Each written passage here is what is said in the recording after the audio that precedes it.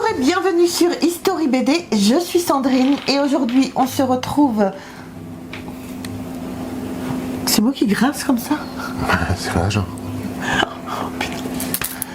On se retrouve avec Jérôme pour vous présenter une nouvelle bande dessinée. Enfin, c'est pas une nouvelle bande dessinée, elle est sortie quand même depuis un petit moment, mais c'est le Paris des merveilles que nous on adore spécialement. Voilà, coucou Jérôme.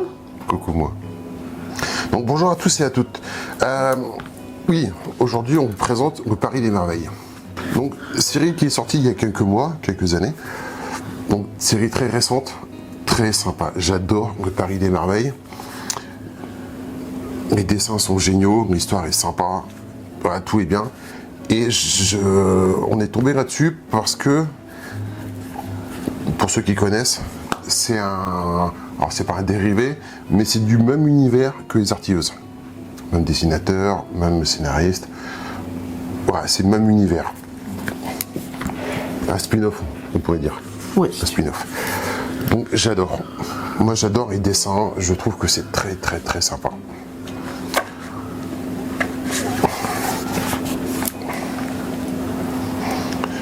Franchement, je trouve que c'est pas un dessin réaliste, on est plus sur des dessins style franco-belge comme on pouvait voir avant. Mais c'est bien, c'est gai, c'est très détaillé. Franchement, une très belle série. Donc au dessin, vous avez Étienne Willem. Au scénario, vous avez Pierre Pével.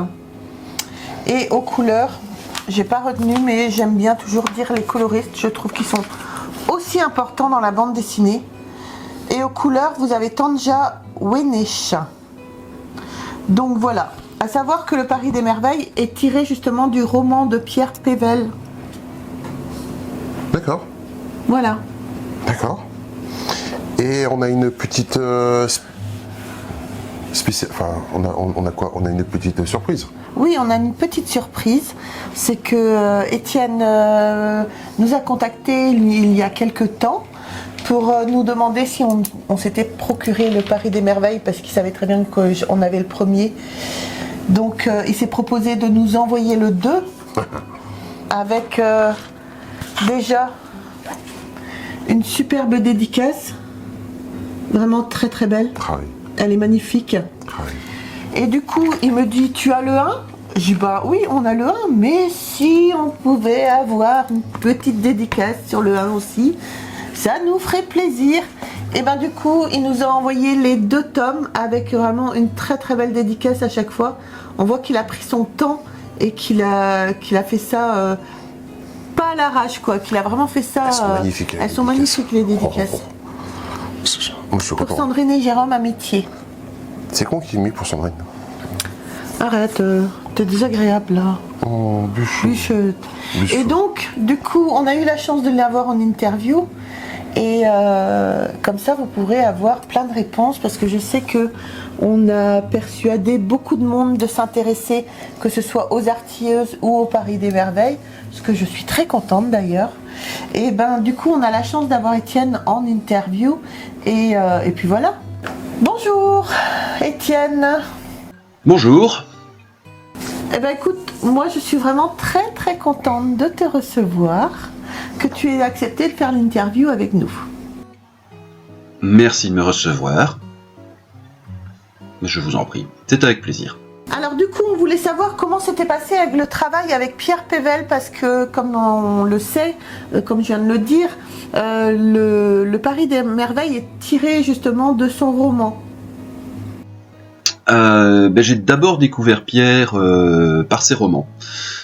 J'ai lu le Paris des merveilles, j'ai été tout à fait séduit. Je suis tombé amoureux de cet univers qui mélangeait à la fois le côté historique du Paris que j'avais connu via les Brigades du Tigre et l'aspect fantastique Tolkien, Donjons et Dragons. Donc c'était vraiment cette espèce de mix improbable qui m'a séduit.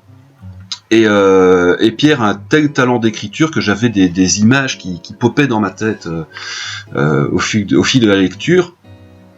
Et donc, à l'occasion d'un festival à Nancy, J'ai demandé à rencontrer Pierre, puisqu'on était tous les deux en train de dédicacer sur place. On est allé prendre un verre, on a sympathisé, on s'est mis d'accord sur l'idée de travailler ensemble, et quelques temps après, Pierre me proposait les artilleuses. Donc les artilleuses, en fait, c'est 3 flingueuses de haut vol, mais dans l'univers des romans de Pierre. Donc c'est une création originale de Pierre pour la bande dessinée.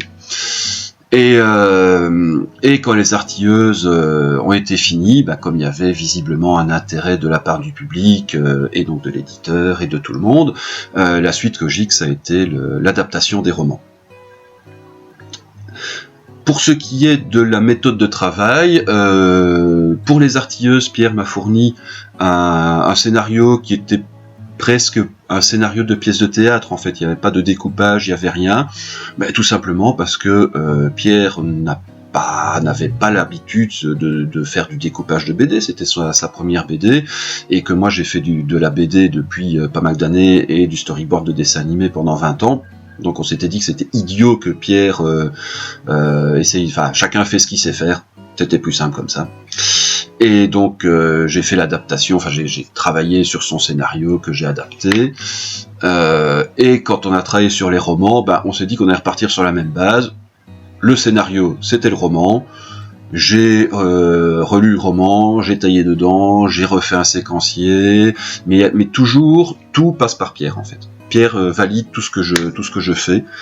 Donc le storyboard passe par Pierre, les crayonnés passent par Pierre, les recherches des personnages passent par Pierre, l'ancrage passe par Pierre. Donc en fait Pierre est derrière chaque étape, et dans le cas du Paris des Merveilles, il réécrit même les dialogues après pour qu'on garde sa plume, qui est quand même le travail essentiel de l'écrivain, et pour que ça corresponde au timing entre guillemets de la bande dessinée.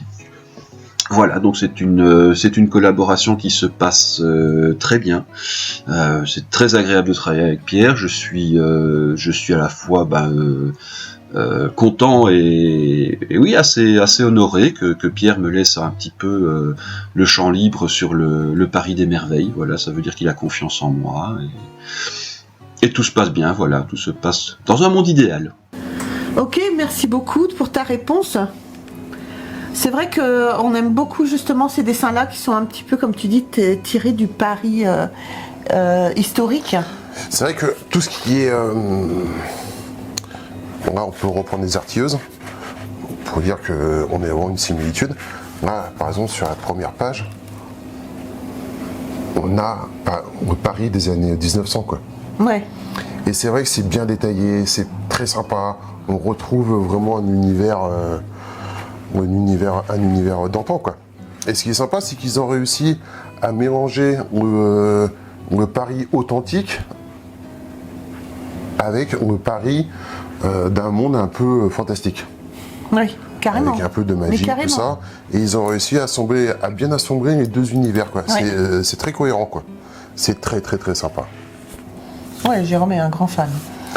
Ah oui, moi je suis vraiment très très grand fan. Alors ensuite, la question qu'on pose quasiment à tous les dessinateurs, tu échapperas pas. Est-ce que tu travailles sur papier ou sur numérique ? Non, moi je travaille sur papier. J'ai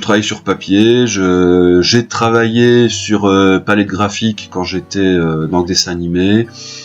J'aimais pas la sensation, j'aime pas non plus cette possibilité de pouvoir revenir 30, 40, 50 000 fois sur le même dessin. À un moment, il faut que ça avance, et le papier, voilà, on jette son truc dessus, ça marche pas, on déchire, on recommence. Mais non, j'ai vraiment besoin de ce contact avec la matière. Et ça, c'est une bonne réponse. Alors, bien sûr, chacun son style, chacun sa façon de faire, mais c'est vrai que je trouve que moi j'aime bien ceux qui travaillent toujours pas à l'ancienne, mais sur des planches.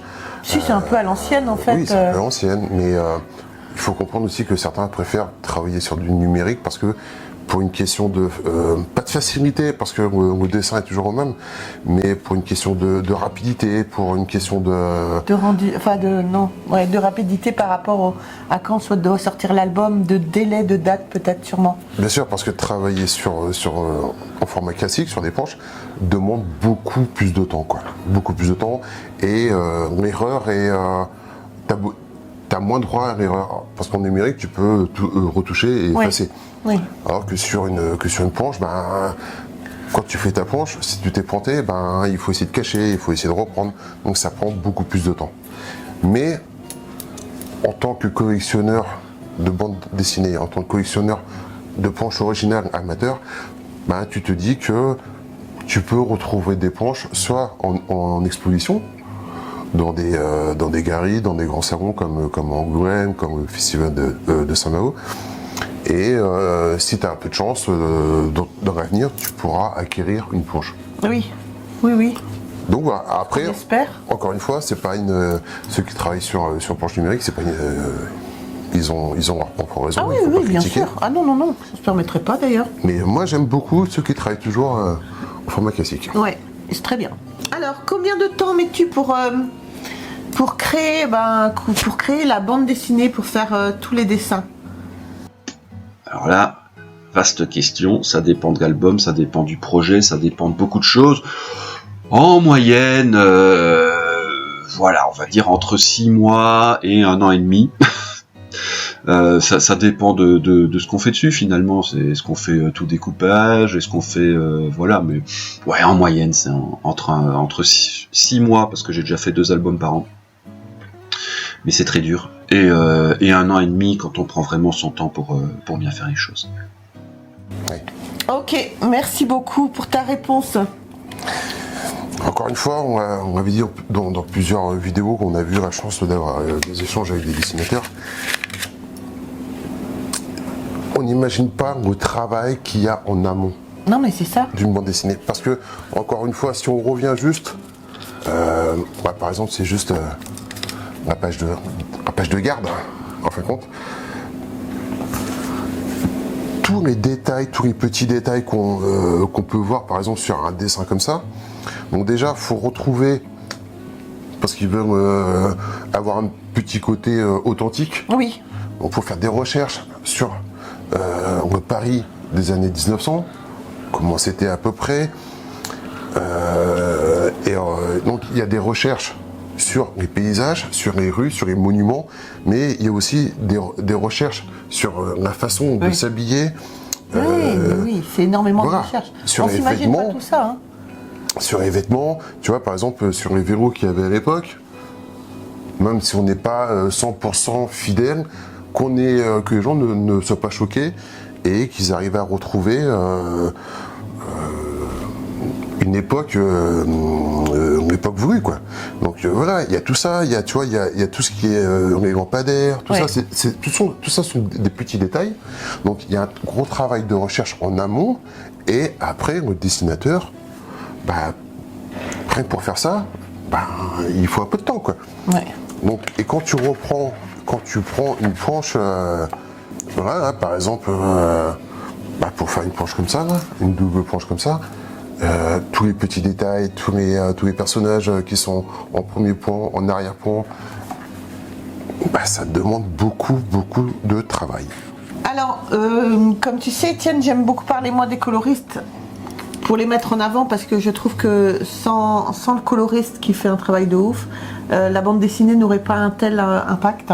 Différent. Donc je voulais savoir, est-ce que tu laisses libre champ au coloriste ou est-ce que tu lui donnes quand même des indications? Alors je travaille avec une coloriste, Tania Sina, et je lui donne des indications quand j'y pense. Parce que parfois on est tellement plongé dans son univers, dans son histoire, qu'il y a des couleurs qui nous paraissent mais tellement logiques, et puis quand on voit le retour, on fait ah bah non, en fait elle avait pas l'info. Donc voilà, donc j'essaye d'en donner un maximum, mais en même temps je lui laisse écouter franche, parce que j'aime bien que Tania s'implique dans le travail. Si on donne trop d'informations, finalement c'est comme pour tout, trop d'infos tue l'info, donc trop d'informations, le coloriste risque de se sentir pris dans un carcan et de coller à une espèce de cahier des charges qui va brider sa créativité, et ça j'ai pas envie en fait. Donc je donne des infos où je dis bah écoute, là il me faut une ambiance, fais-moi une ambiance, et Tania il réussit à merveille, c'est beaucoup plus simple comme ça fait quand même quelques albums qu'on fait ensemble, donc on commence à bien se connaître, et j'essaye de lui laisser un maximum les coups des franches pour que justement elle arrive à sublimer le dessin, à m'épater, et qu'on ait le meilleur résultat, parce que c'est un travail dans lequel on s'est investi chacun et dont on va être fier chacun.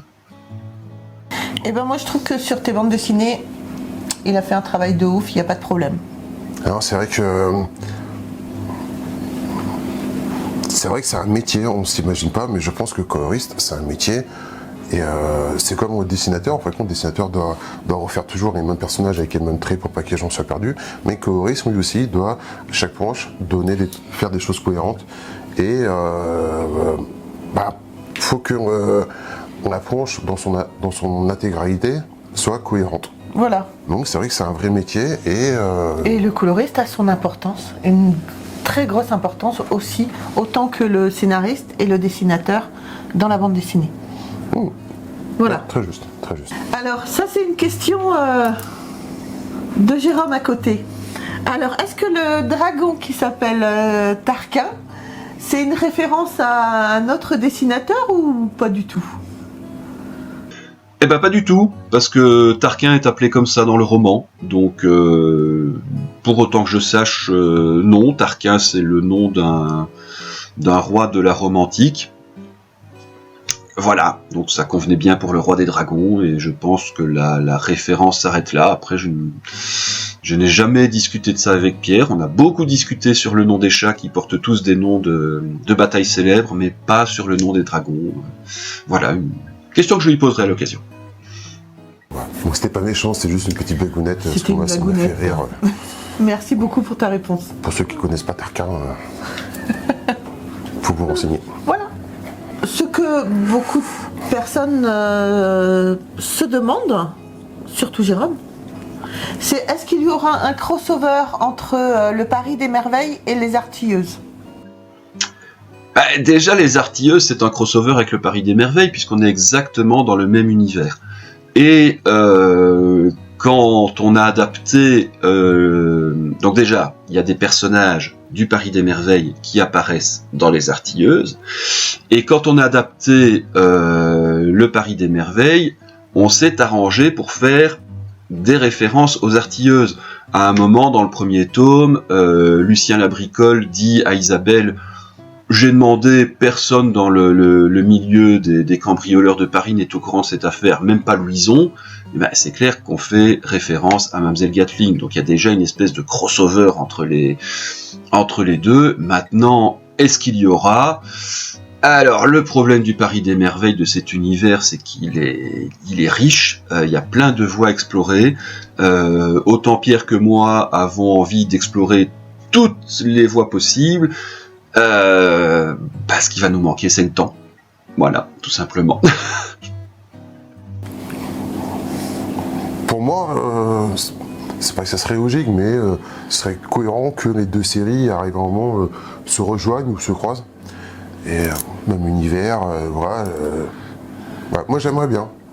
Ce serait sympa qu'on ait une jonction vraiment... qu'elles se rencontrent vraiment toutes dans une histoire en fait. Alors soit que juste un croisement, soit que les deux pas.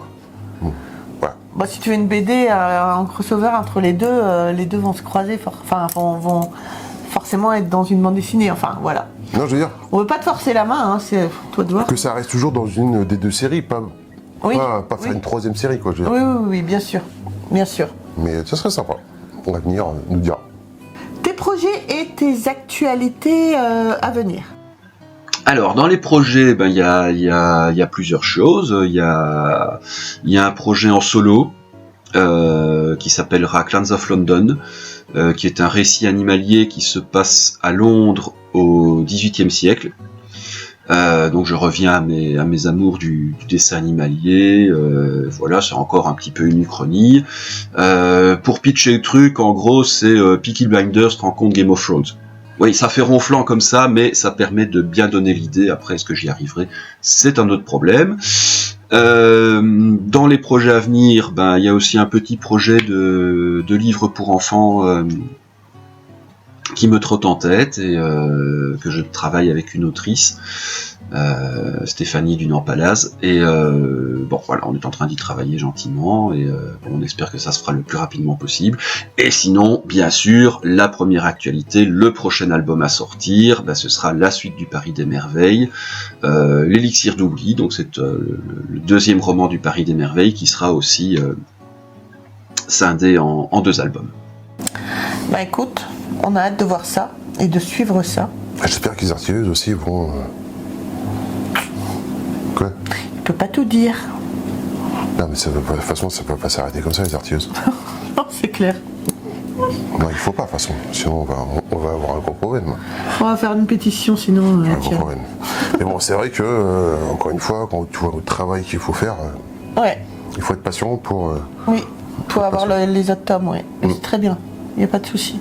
Donc du coup, est-ce que tu seras présent dans les festivals où des personnes peuvent venir te voir, te rencontrer, discuter avec toi, avoir des superbes dédicaces comme nous on a eu? Non, c'est que nous. C'est que nous. Les infos seront diffusées sur le site de Bambou au fur et à mesure, parce qu'il y a trop de choses qui bougent dans ma tête pour l'instant pour que j'ai un calendrier précis, malheureusement.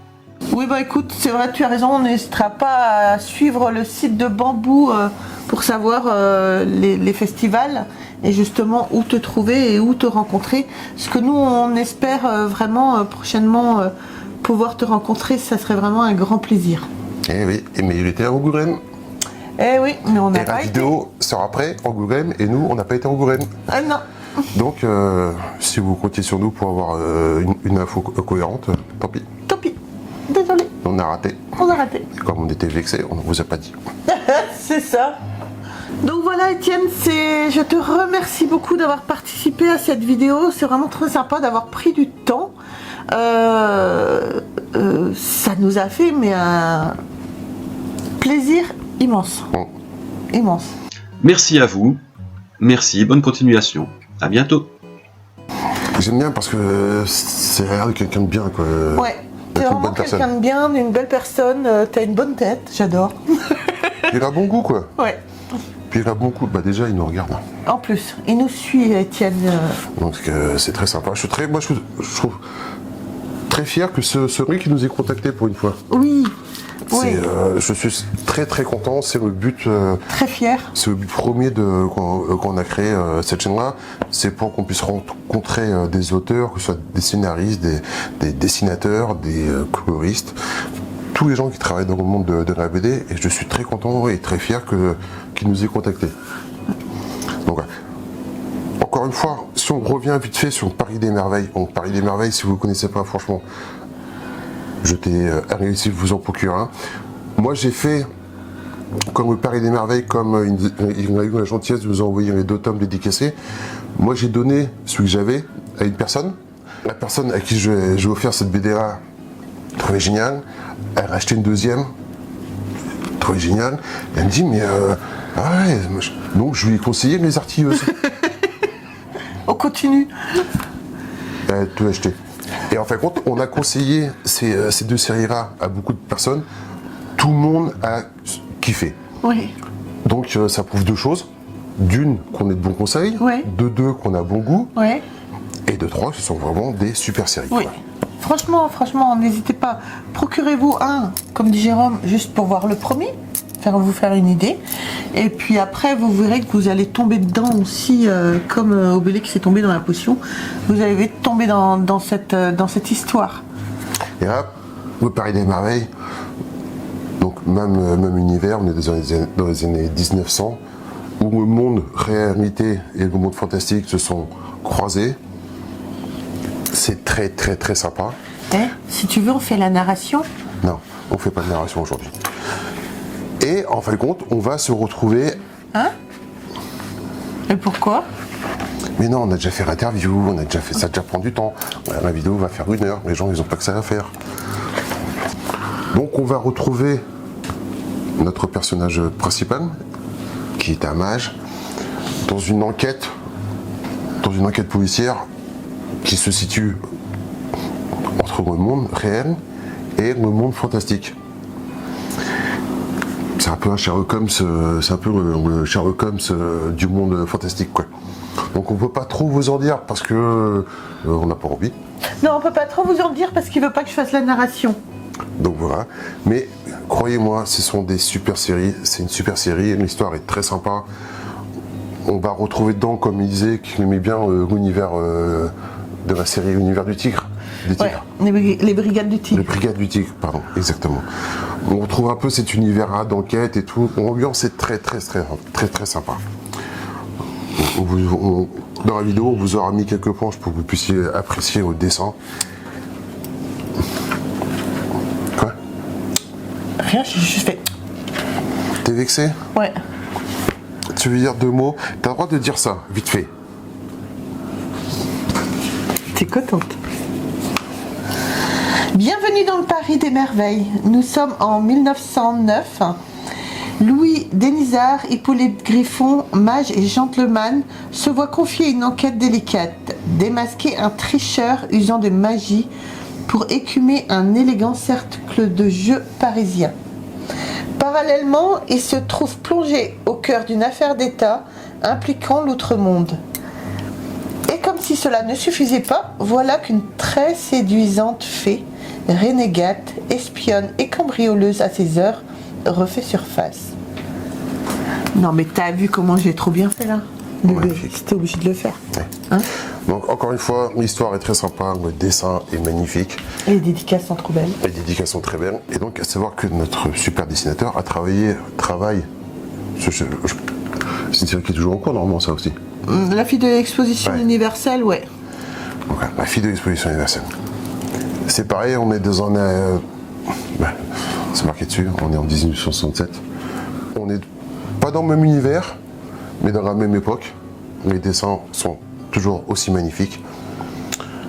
Grand Angle et Drago, c'est pas la même chose? Grand Angle, Drago et Bambou, c'est la même chose. Voilà. Je savais plus. Si. Ça, si vous connaissez pas, pareil, essayez de vous en procurer un. Moi, je kiffe. Totalement. Alors, à savoir que les artilleuses, c'est pareil, c'est de Pével aussi et Willem, bien évidemment. Et là, sur la fille de l'exposition universelle, on est avec Etienne Willem, bien sûr, et Manini au scénario. Voilà. Bon.